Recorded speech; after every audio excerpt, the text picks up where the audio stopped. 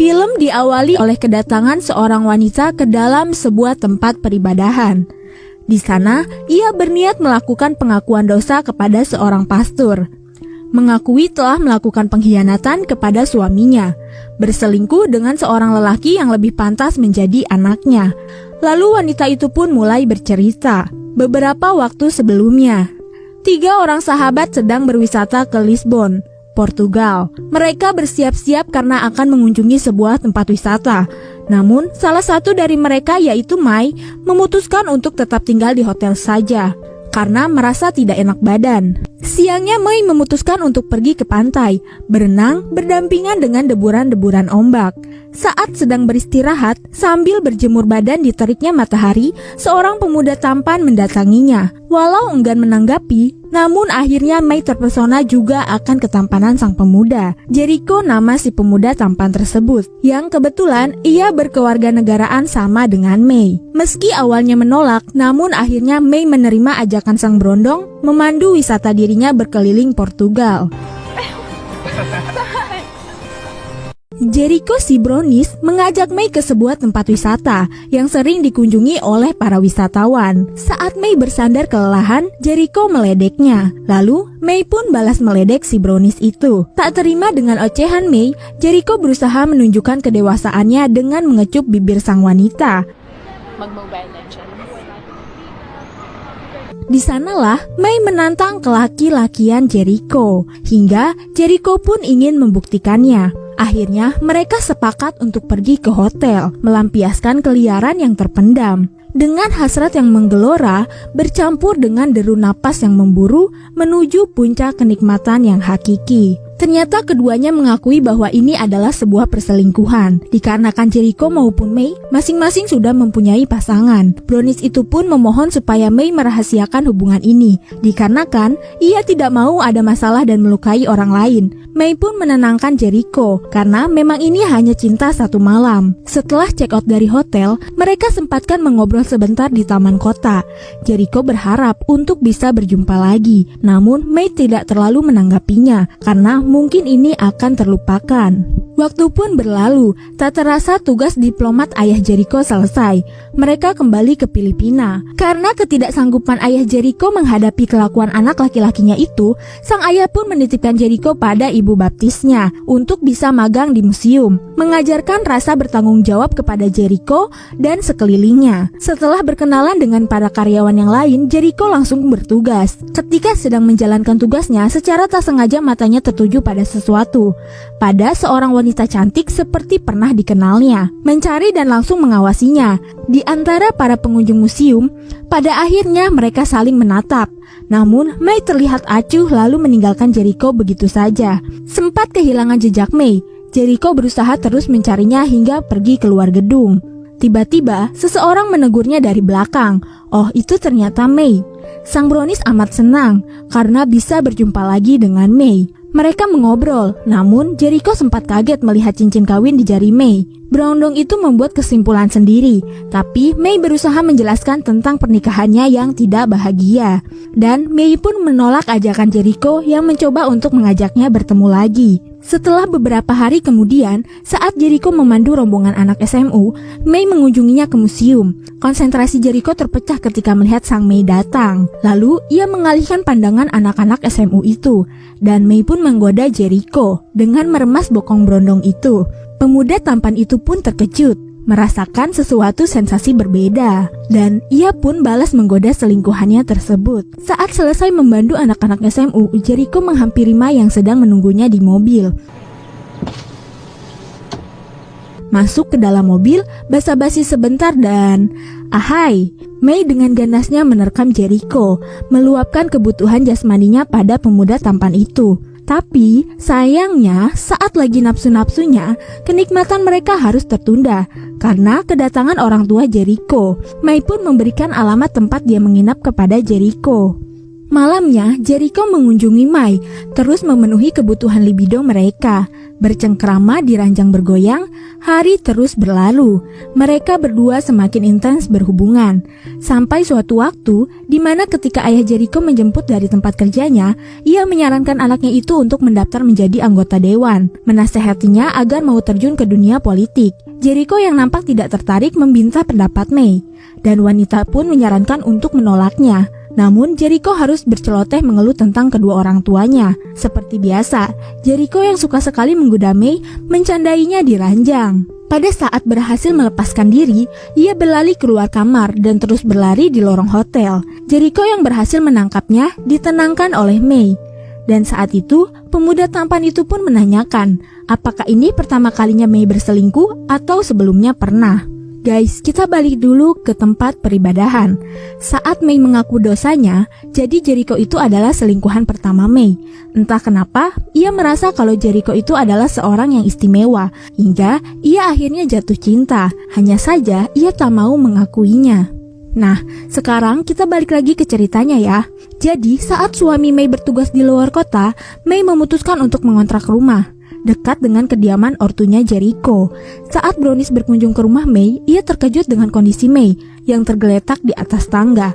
Ia pun panik dan bergegas ingin menolong selingkuhannya itu. Namun ia bingung harus ngapain. Ternyata penyakit Mai kambuh lagi guys. Akhirnya Jericho menggendongnya ke kamar, mendekap dan menenangkan Mai.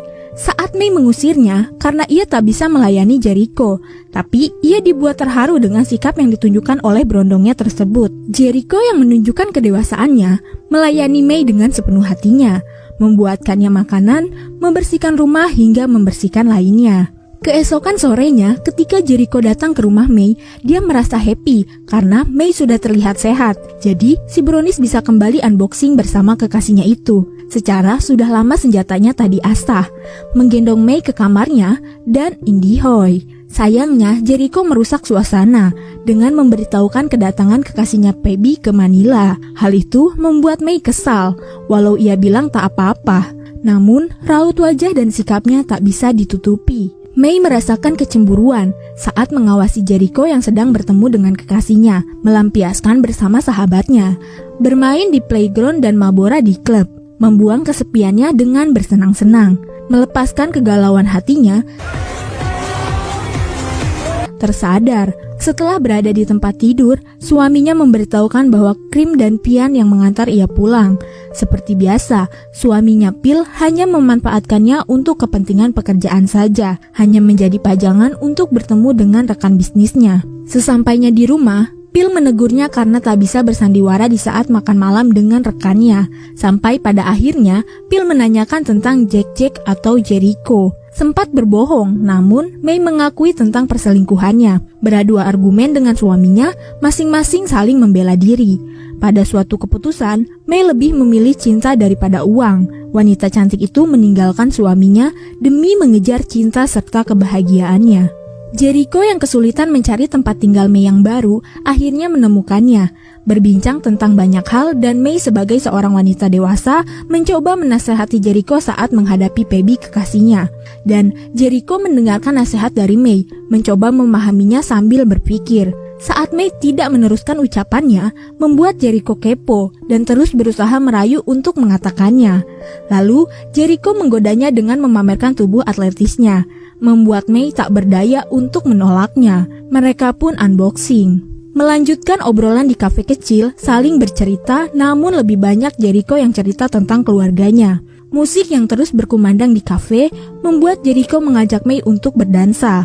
Awalnya pengunjung memandangnya dengan aneh, namun lama-kelamaan mereka pun ikut menari dengan mengikuti irama musik. Bersenang-senang, menikmati kesenyapan kota, melepas semua beban dengan bersenang-senang. Bersama berdua sampai pagi menjelang. Berbicara dari hati ke hati tentang segala keinginan yang bertentangan dengan ambisi orang tua. Mai pun mengungkapkan ganjalan dalam hatinya. Dengan sangat emosional, menuntut keseriusan Jericho padanya. Meminta pengorbanan Jericho untuk dirinya.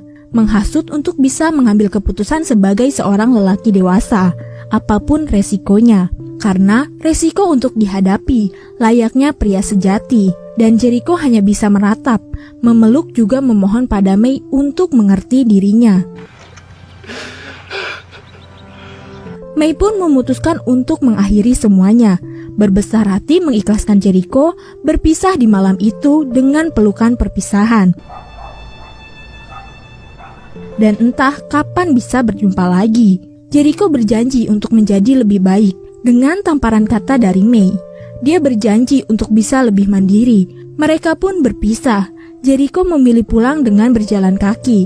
Tetapi di tengah jalan Jericho dihadang oleh 3 orang yang tak dikenal, yang merampoknya dan juga menghajarnya. Sige, labas mo. Mei yang merasa kangen terus memandangi ponselnya, berharap Jericho menghubunginya. Rasa kangen menyelimuti dirinya sampai pada akhirnya ia mencari informasi ke museum.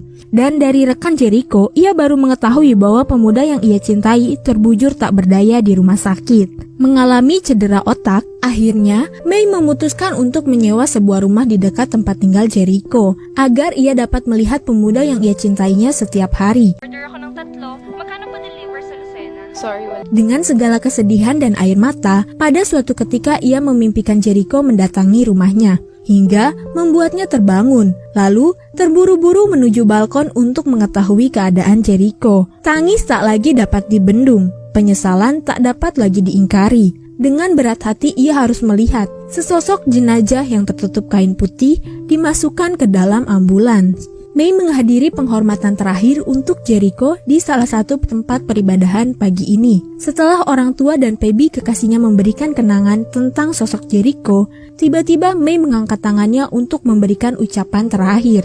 Berteriak dengan emosional, menyalahkan semua orang yang terdekatnya, menahan tangisnya, bercerita segala keinginan dan cita-cita Jericho yang harus ia pendam untuk mewujudkan ambisi orang tuanya. Dan tiba-tiba ia disadarkan oleh teguran dari MC. Start niyo na po yung eulogy niyo. Mag-sprinkle na po ng holy. Tadi hanya sebuah halusinasi. Dengan menahan gejolak amarah di hati, akhirnya memberikan ucapan sekedar tentang kebaikan Jericho. He was a very good tour guide. Memandang jenazah kekasihnya sebentar, lalu memalingkan wajahnya ke depan, berjalan tanpa menengok lagi. Pebby pun mengejarnya keluar, sekedar menanyakan siapa dirinya. Mei hanya menjawab bahwa dia just a stranger. So strange. Dan usai deh filmnya. Kesimpulannya adalah, perselingkuhan bukanlah hal yang aneh dalam suatu kehidupan. Bisa terjadi karena kebutuhan, bisa juga karena ada kesempatan, atau bisa juga karena ketidaksengajaan. Walau terlihat tidak benar, tetapi terkadang kita tak bisa menghakimi mereka yang berselingkuh. Mereka yang berselingkuh pastinya punya alasan tersendiri mengapa hal itu bisa terjadi. Karena cinta kepunyaan semua orang. Semua orang berhak mengungkapkan cinta untuk siapa cinta diberikan. Tapi ingat ya guys, ketika kita mencintai, berarti kita siap untuk semua segala resikonya. Oke guys, thank you for watching and see you di next video.